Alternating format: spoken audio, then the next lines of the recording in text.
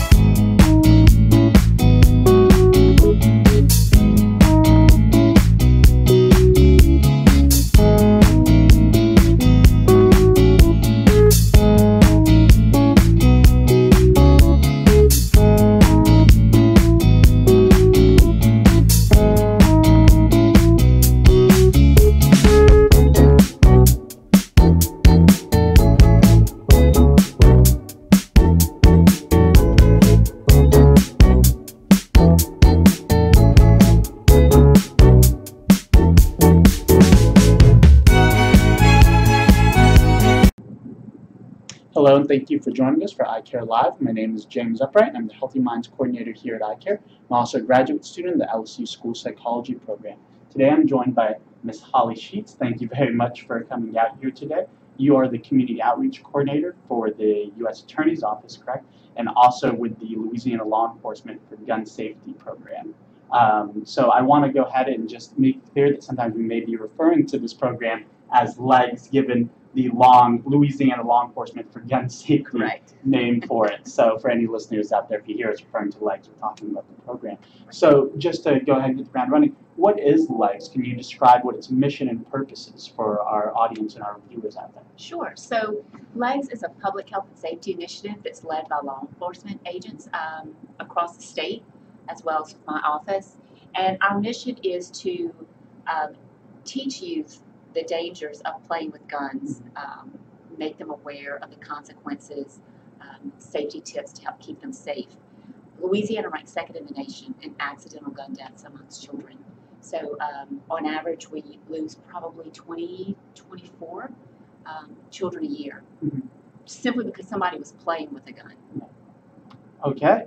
And so it sounds like your targeted age group. What is this targeted age group for?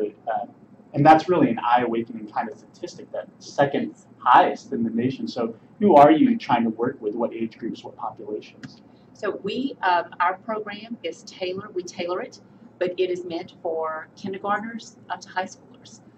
We also talk to parent organizations, so PTOs. Sometimes during their meetings, we'll get asked to go and present to the parents just to make them aware of some things that they may want to talk to their children about. And then could you explain to us what kind of these presentations or the program looks like when you're working with the students? So it's a classroom setting, typically 45 minutes, but we fit it within the hour or the class time that we have. It starts out as an interactive lecture. And we ask awareness questions just to keep the children engaged. It's led by myself. We have law enforcement agents, like I said, usually the Baton Rouge City Constable's Office, Baton Rouge Police Department, the Sheriff's Office, and we have props that we take with us, which sounds pretty unconventional, but it works. The children never come into contact with these firearms. They're all disabled.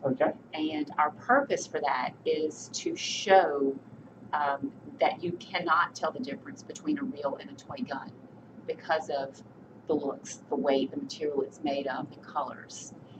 In every one of these accidents that happen, it's one of two things. Kids either thought that the guns were unloaded or it was a toy.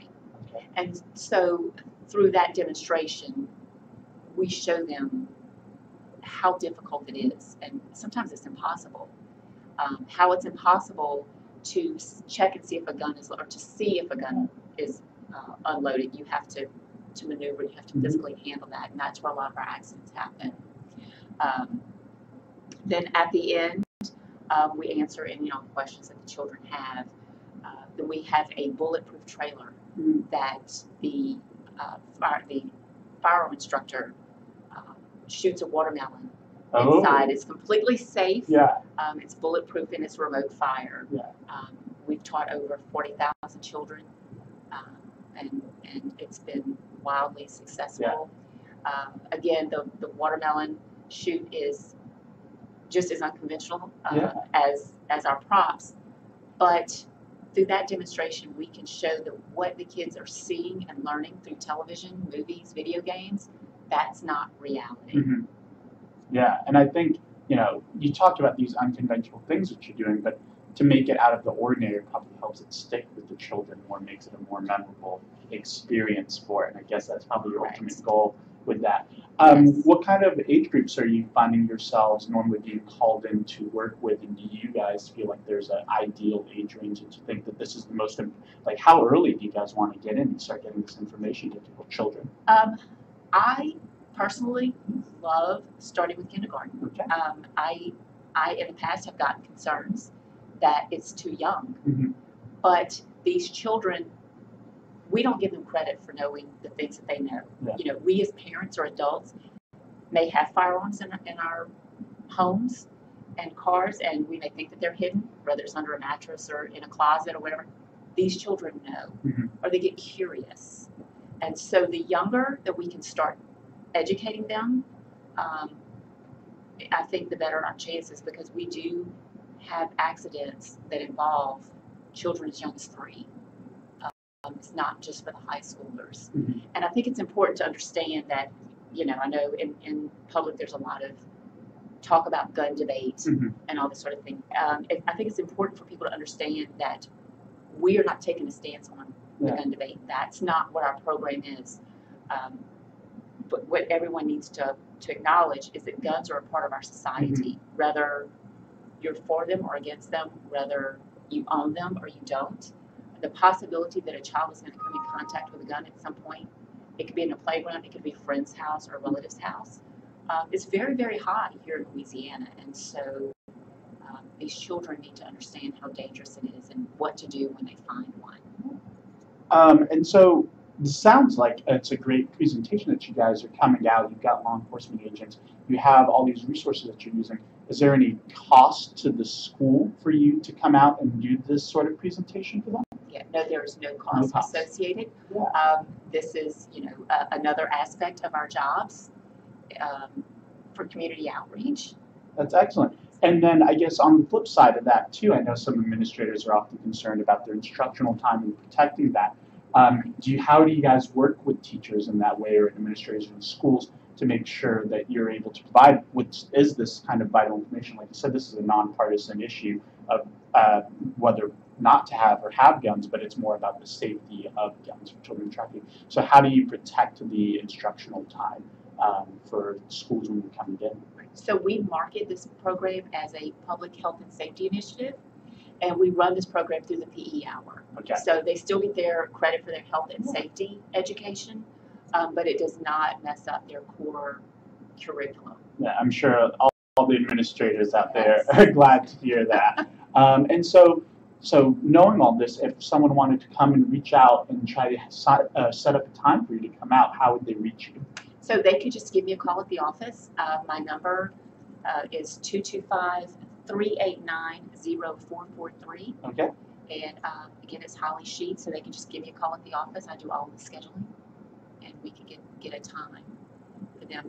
If I can add one more thing. Yeah, no, please go ahead. I didn't think earlier. Yeah. When we are talking to adults, such as like PTO meetings, things like that, we have gun safety. We have gun locks.